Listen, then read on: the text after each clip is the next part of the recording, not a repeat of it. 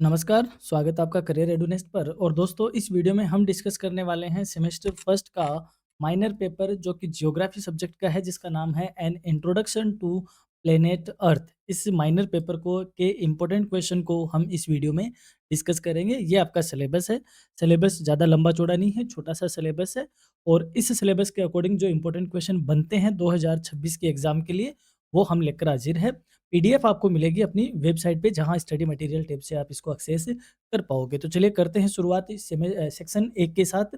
पहले क्वेश्चन पहली यूनिट से है, what is the solar system, यानी कि सौर मंडल क्या है। हमने पढ़ा है कि ये हमारा सूर्य है और इसके चारों तरफ हमारे क्या है, प्लैनेट्स इसके चारों तरफ ऑर्बिट में घूमते रहते हैं। तो इस पूरे सिस्टम को, जो कि सूरज के चारों तरफ चक्कर लगाते रहते हैं, इसको हम सोलार सिस्टम कहते हैं। The solar system is a group of the sun eight planets, their moons, asteroids and other celestial bodies that revolve around the sun due to its gravitational force। यानी कि सौर मंडल सूर्य, 8 ग्रहों, उनके उपग्रहों, क्षुद्र ग्रहों और अन्य खगोलीय पिंडों का समूह है, जो कि सूर्य के गुरुत्वाकर्षण बल के कारण उसके चारों ओर परिक्रमा लगाते हैं। उसे हम सौर मंडल कहते हैं। व्हाट इज द प्लेनेट, ग्रह क्या है। A planet is a celestial body that revolves around the sun in a fixed orbit and does not have its own light but reflects the light of the sun। यानी कि ग्रह वह खगोलीय पिंड है जो सूर्य के चारों ओर एक निश्चित कक्षा में परिक्रमा करता है और उसका अपना कोई प्रकाश नहीं होता, बल्कि वह सूर्य के प्रकाश को परावर्तित करता है। यानी कि सूर्य के चारों तरफ जो चक्कर लगाते हैं एस्ट्रॉइड या ग्रह, जिनकी खुद की क्या नहीं होती, कोई खुद की कोई उसके पास रोशनी नहीं होती, और सूरज के चारों ओर एक फिक्स क्लास में, फिक्स ऑर्बिट में वह क्या करता है, घूमता रहता है, परिक्रमा करता है, उसे हम क्या कहते हैं, ग्रह कहते हैं। और इस ग्रह का जो पर्टिकुलर, इस ग्रह के कोई जो चक्कर लगाता है, उसे उस ग्रह का क्या कहते हैं, मून कहते हैं। उपग्रह जिसको कहते हैं, सैटेलाइट कहते हैं। Explain the motion of planets, यानी कि ग्रहों की गति की व्याख्या कीजिए।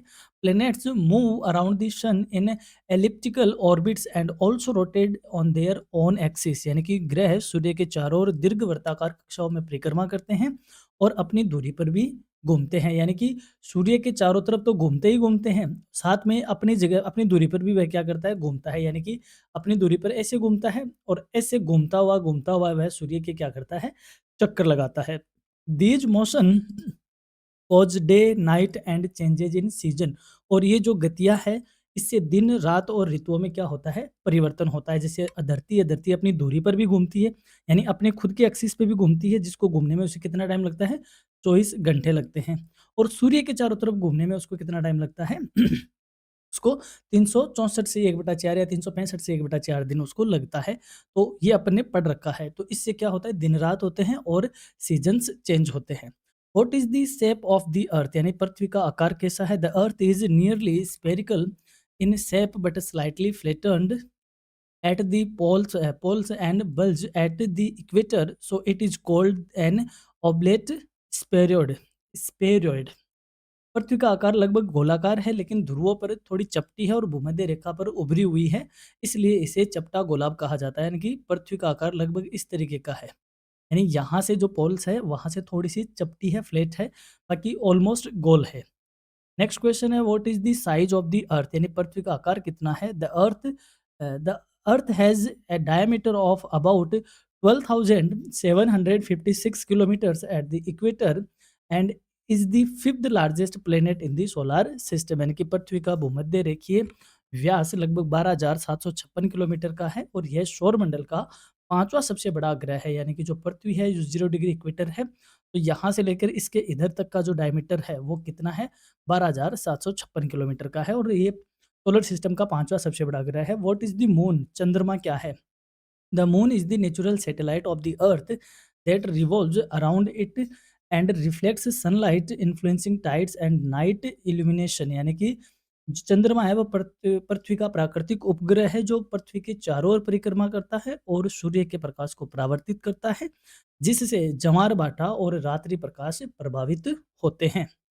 नेक्स्ट क्वेश्चन है, explain the motion of the moon, यानी चंद्रमा की गति की व्याख्या कीजिए। The moon rotates on its axis and revolves around the earth. यानी कि चंद्रमा अपनी दूरी पर घूमता है और पृथ्वी के चारों ओर परिक्रमा करता है। It's rotations and revolution periods are almost equal, so the same side always faces earth, यानी कि इसके घूर्णन और परिक्रमण जो काल है वो लगभग समान है, इसलिए इसका एक भाग ही पृथ्वी की ओर दिखता है, यानी कि चंद्रमा का एक भाग ही पृथ्वी की ओर दिखता है, दूसरा भाग नहीं दिखता है, क्योंकि इसका जो घूर्णन है और परिक्रमण है दोनों लगभग एक समान है इसलिए। नेक्स्ट यूनिट है latitudes longitude latitude longitude and time, यानी कि अक्षांश, देशांतर और समय के लिए सेकंड यूनिट है। पहला क्वेश्चन है व्हाट आर लेटीट्यूड्स, यानी अक्षांश क्या है, यानी कि ये जो हमारी पृथ्वी है तो इस पे एक इमेजिनेशन लाइन हमने बना रखी है ताकि हम कैलकुलेशन इसकी कर सकें मेजरमेंट के पॉइंट ऑफ व्यू से। तो जो इसके सबसे सेंटर में होती है उसे हम 0 डिग्री या भूमध्य रेखा उसको कहते हैं, 0 डिग्री लैटीट्यूड कहते हैं। ये 0 डिग्री पृथ्वी को 2 हिस्सों में बाँटती है, एक नॉर्दर्न, एक सदर्न, यानी कि एक उत्तरी गोलार्ध हो गया और एक सदर्न दक्षिणी गोलार्ध हो गया। तो ये जो इमेजिनेटरी लाइन्स होती है ये वाली, इनको क्या कहते हैं? लैटीट्यूड्स कहते हैं, यानी कि अक्षांश इनको कहा जाता है। वहीं जो ऊपर से हम ऐसे लंबे लंबवत होते हैं इनको लॉन्गिट्यूड कहते हैं। ये 0 डिग्री हो गया। ये भी पृथ्वी को 2 हिस्सों में बाँटता है, ईस्टर्न और वेस्टर्न, यानी कि पूर्वी गोलार्ध और पश्चिमी गोलार्ध, ठीक है? तो ये लैटीट्यूड और ये लॉन्गिट्यूड होते हैं। Latitudes are imaginary parallels lines drawn east to west on the earth to measure distance north और साउथ ऑफ द इक्वेटर, यानी कि अक्षांश पृथ्वी पर पूरब से पश्चिमी की ओर खींची गई ये काल्पनिक समानांतर रेखाएं हैं जो भूमध्य रेखा से उत्तर या दक्षिण दूरी को नापता है, यानी कि यहाँ से पोल से यहाँ तक कितनी दूरी है और इस पोल से यहाँ तक कितनी दूरी है। तो इसके लिए जो इमेजिनरी लाइन्स है उन्हें हम लैटीट्यूड कहते हैं। व्हाट आर लॉन्गिट्यूड, यानी देशांतर क्या है? Longitudes are imaginary semi circles drawn from the north pole to south pole to measure distance east और west of the prime meridian, यानी कि देशांतर उत्तर ध्रुव से दक्षिण ध्रुव तक खींची गई काल्पनिक अर्धवृत्ताकार रेखाएं हैं जो प्रधान मध्याह्न रेखा से पूर्व या पश्चिम की दूरी मापता है, यानी कि यहाँ से यहाँ। तो ये भी 2 हेमिस्फीयर में इसको क्या करता है? डिवाइड करता है। व्हाट इज़ द इक्वेटर, यानी भूमध्य रेखा क्या है? The equator is an imaginary line eight 0 degree latitude that divides the earth into northern and southern hemisphere, यानी कि भूमध्य रेखा 0 अक्षांश पर स्थित एक काल्पनिक रेखा है जो पृथ्वी को उत्तरी और दक्षिणी गोलार्धों में विभाजित करती है, यानी कि ये हो गया इसका उत्तरी गोलार्ध और ये हो गया दक्षिणी गोलार्ध। What is the prime meridian, यानी कि प्रधान मध्याह्न रेखा क्या है? The prime meridian is the 0 degree longitude that passes through Greenwich and divides the earth into eastern and western hemisphere, यानी कि जो प्रधान मध्याह्न रेखा है वह 0 डिग्री देशांतर है जो कि ग्रीनविच रेखा से गुजरती है और पृथ्वी को पूर्वी और पश्चिमी गोलार्ध में बांटती है, यानी कि इसको हम बोलते हैं ये रे प्राइम मेरिडियन। ठीक है, ये भी 2 हिस्सों में पृथ्वी को क्या करती है? डिवाइड करती है। नेक्स्ट है what is the international date line, यानी अंतर्राष्ट्रीय तिथि रेखा क्या है? The international date line is an imaginary line at 180 degree longitude where the date changes by 1 day, यानी कि अंतर्राष्ट्रीय तिथि रेखा 180 डिग्री देशांतर पर स्थित है। यह काल्पनिक रेखा है जो जहाँ तिथि 1 दिन में बदल जाती है। नेक्स्ट है व्हाट इज लोकल टाइम, स्थानीय समय क्या है? Local time is the time based on the position of the sun at the particular longitude differing from place to place, यानी कि स्थानीय समय किसी विशेष देशांतर पर सूर्य की स्थिति के आधार पर निर्धारित होता है जो कि स्थान के अनुसार भिन्न भिन्न होता है, यानी कि अलग अलग देशांतर पे अलग अलग समय होता है जो कि सूर्य की सिचुएशन के अकॉर्डिंग क्या होता है? मेजर आउट होता है, इसलिए हर एक जगह पे अलग-अलग क्या होता है? समय होता है। व्हाट इज़ अर्थ इंसिलेशन, यानी पृथ्वी का झुकाव क्या है? Earth insolation is the tilt of its axis at about 23.5 degree from the vertical plane causing seasonal changes, यानी कि पृथ्वी का झुकाव उसकी दूरी पर लगभग 23.5 डिग्री का झुकाव है। इससे ऋतुओं में परिवर्तन होता है, यानी कि पृथ्वी सीधी नहीं होकर क्या है? अपने अक्षांश पे तिरछी है, इस तरीके से टिल्ट है, उसमें थोड़ा टेढ़ापन है और उस झुकाव की वजह से यहाँ पर क्या होती है? सीजन चेंज होती है और ये झुकाव है, इसी की वजह से पृथ्वी पर क्या है? जीवन पनप पाया है। तो ये है पृथ्वी का झुकाव। अब हम बात करते हैं यूनिट 3 की ओर। पहला ही क्वेश्चन है what is the nebular hypothesis, यानी कि निहारिका परिकल्पना क्या है? The nebular hypothesis explains that the solar system formed from a rotating cloud of gas and dust called a nebula यानी कि निहारिका परिकल्पना के अनुसार सौरमंडल गैस और धूल के घूमते हुए बादल से बना है, जिसे निहारिका कहा जाता है। What is the big bang theory? महाविस्फोटक सिद्धांत क्या है? The big bang theory states that the universe originate from a massive explosion and has been expanding since then, यानी कि महाविस्फोटक विस्फोटक सिद्धांत के अनुसार ब्रह्मांड की उत्पत्ति एक विशाल विस्फोट से हुई और तब से यह फैल ही रहा है। वो प्रपोज दी प्लेनेटसिमल थ्योरी, यानी कि प्लेनेटसिमल थ्योरी सिद्धांत किसने दिया? The planetesimal theory was proposed by Chamberlin and Moulton to explain the origin of planets, यानी कि यह सिद्धांत चैम्बरलिन और मोल्टन ने ग्रह की उत्पत्ति समझाने के लिए दिया था। नेक्स्ट है, what is meant by the origin of earth, यानी पृथ्वी की उत्पत्ति से आपका क्या अभिप्राय है? The origin of earth refers to the process by which earth was formed as a planet in the solar system, यानी कि पृथ्वी की उत्पत्ति से तात्पर्य उस प्रक्रिया से है जिसके द्वारा पृथ्वी सौरमंडल में एक ग्रह के रूप में बनी है। नेक्स्ट है, व्हाट इज जियोलॉजिकल हिस्ट्री, यानी कि भूवैज्ञानिक इतिहास क्या है? Geological history is the study of earth past through rocks, fossils and geological process over time, यानी कि भूवैज्ञानिक इतिहास पृथ्वी के अतीत का अध्ययन है जो कि चट्टानों, जीवाश्मों और भूगर्भीय प्रक्रिया के माध्यम से किया जाता है।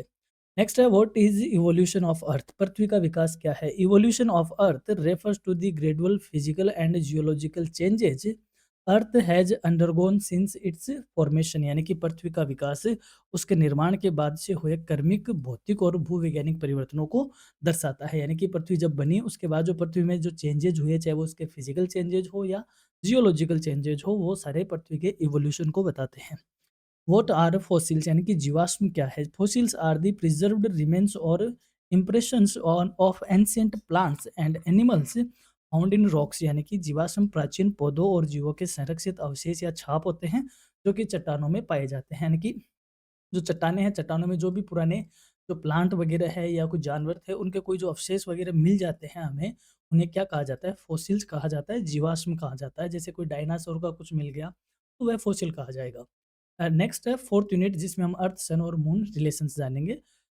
What is the earth rotation, यानी पृथ्वी का घूर्णन क्या है? Earth rotation is the spinning of the earth on its axis which causes day and night, यानी पृथ्वी का घूर्णन उसकी दूरी पर घूमने की प्रक्रिया है जिससे दिन और रात होते हैं। यानी पृथ्वी अपनी दूरी पे, जैसे ये पृथ्वी है तो ये अपनी दूरी पे जब ऐसे घूमती है, तो ऐसे जो घूमती है पृथ्वी इस तरीके से, तो इससे क्या होता है? इसको अर्थ रोटेशन कहते हैं और इससे दिन और रात होता है। यानी कि सूरज यहाँ है, ठीक है, हालांकि इधर है मान लो, ठीक है, तो अभी सूरज की तरफ पृथ्वी का ये हिस्सा है तो इधर क्या है? दिन है। पृथ्वी घूम के ऐसे चली जाएगी तो ये हिस्सा इधर आ जाएगा, तो इधर क्या हो जाएगा? दिन, और इधर क्या हो जाएगी? रात हो जाएगी। What is the earth revolution, यानी पृथ्वी का परिक्रमण क्या है? अब यहाँ पे तो पृथ्वी अपनी दूरी पे घूम रही थी, अब ऐसे-ऐसे घूमती-घूमती ये किसके चारों तरफ घूमती है? सूरज के चारों तरफ घूमती है, तो सूरज के चारों तरफ घूमना इसका क्या कहा जाता है? परिक्रमण कहा जाता है। Earth's revolution is the its movement around the sun in an elliptical orbit causing seasons, यानी पृथ्वी का परिक्रमण सूर्य के चारों ओर दीर्घवृत्ताकार कक्षा में घूमना है, जिससे इससे ऋतुएँ बनती है। यानी कि एक जगह गर्मी होती है, एक जगह में सर्दी फ़ील होती है, अलग-अलग जो ऋतुएँ होती है वो पृथ्वी के सूरज के चारों तरफ घूमने से होती है। What causes day and night, यानी दिन रात क्यों होते हैं? Day and night are causes caused by rotation of the earth on its axis, यानी दिन रात पृथ्वी के अपनी दूरी पर घूमने के कारण होते हैं। यानी कि धरती अपनी दूरी पर जब घूमती है तो इससे क्या होता है? दिन रात होते हैं। व्हाट आर सीजन्स, यानी कि ऋतुएं क्या है? Seasons are changes in weather conditions caused by earth's revolution and axial tilt, यानी ऋतुएं पृथ्वी के परिक्रमण और धुरी के झुकाव के कारण होने वाली मौसमी परिवर्तन है। What is a solar eclipse, यानी कि सूर्य ग्रहण क्या है? A solar eclipse occurs when a moon comes between the earth and sun and blocks sunlight, यानी सूर्य ग्रहण तब होता है जब चंद्रमा पृथ्वी और सूर्य के बीच आकर सूर्य के प्रकाश को ढक लेता है। यानी कि यहाँ पे सूरज है, ठीक है, यहाँ पृथ्वी है और यहाँ क्या आ गया? चंद्रमा आ गया। तो जब चंद्रमा आएगा तो पृथ्वी की ये जो लाइट है, सॉरी ये जो सूर्य की लाइट है वो पृथ्वी तक नहीं पहुंचेगी एक हिस्से पे, या एक हिस्से की लाइट नहीं दिखेगी। तो चांद की जो छाया है वो किस पे दिखेगी हमें? सूरज पे दिखेगी। तो कहने का मतलब ये है कि इसे क्या कहते हैं? सोलार एक्लिप्स कहते हैं। वहीं बात करें what is a lunar eclipse यानी चंद्र ग्रहण क्या है? Lunar eclipse occurs when the earth comes between the sun and moon casting its shadow on the moon यानी कि चंद्र ग्रहण तब होता है जब पृथ्वी सूर्य और चंद्रमा के बीच आकर अपनी छाया चंद्रमा पे डालती है, यानी कि इस बार पृथ्वी कहाँ आ गई, चंद्रमा और सूर्य के बीच आ जाती है, तो ये लूनार एक्लिप्स होता है यानी चंद्र ग्रहण होता है। Explain the relative position of earth sun and moon यानी पृथ्वी सूर्य और चंद्रमा की सापेक्ष स्थितियों की व्याख्या करो। The relative position of earth sun and moon changes due to their motions causing eclipse tides and phases of the moon यानी कि पृथ्वी सूर्य और चंद्रमा की सापेक्षिक स्थितियाँ उनकी गतियों के कारण बदलती रहती है, जिससे ग्रहण होते हैं, उतार जमार भाटा आता है और चंद्रमा की कलाएं बनती है। ये इन तीनों की क्या है, रिलेटिव पोजीशन है। अब हम बढ़ते हैं बी सेक्शन की ओर। बी सेक्शन में आपके क्वेश्चन रहेंगे explain the main characteristics of solar system. Important है, पूछा जाएगा आपसे कि सौरमंडल की प्रमुख विशेषता बताओ। Describe the shape and size of the earth यानी पृथ्वी के आकार और परिमाण का वर्णन कीजिए। Explain the motion of the earth and moon यानी चंद्रमा और पृथ्वी की गति की व्याख्या कीजिए। एक क्वेश्चन है आपका explain the importance of latitudes and longitude, ये आपसे पूछा जा सकता है। और describe the prime meridian and international date line, ये भी आपसे पूछने के चांसेस बनते हैं।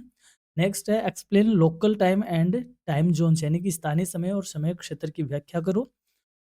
Explain the nebular hypothesis regarding the origin of the earth यानी पृथ्वी की उत्पत्ति से संबंधित निहारिका परिकल्पना की व्याख्या कीजिए। एक क्वेश्चन आपका describe the big bang theory, ये भी पूछा से जा सकता है, हालांकि इंपॉर्टेंट क्वेश्चन ही है सारे। Explain the geological history of the earth यानी कि पृथ्वी के भूवैज्ञानिक इतिहास की व्याख्या करो।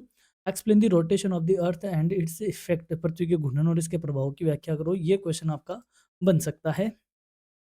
Explain the revolution of the earth and formation off season यानी कि परिक्रमा और ऋतु के व्याख्या करो। लोनार और सोलर एक्लिप्स को समझाओ। इस तरीके के क्वेश्चन आपके हैं और सी सेक्शन के भी बड़े वाले क्वेश्चन मैंने इसमें रखे हैं, तो आप इस पीडीएफ को डाउनलोड करके वहां से आप पढ़ सकते हो। यहाँ पर आपने इसको क्लास से जितना समझ में आया उतना भी अच्छा है, और पीडीएफ के लिए आपको साइट पे विजिट करना होगा। पीडीएफ जल्द ही कल तक अपलोड हो जाएगी।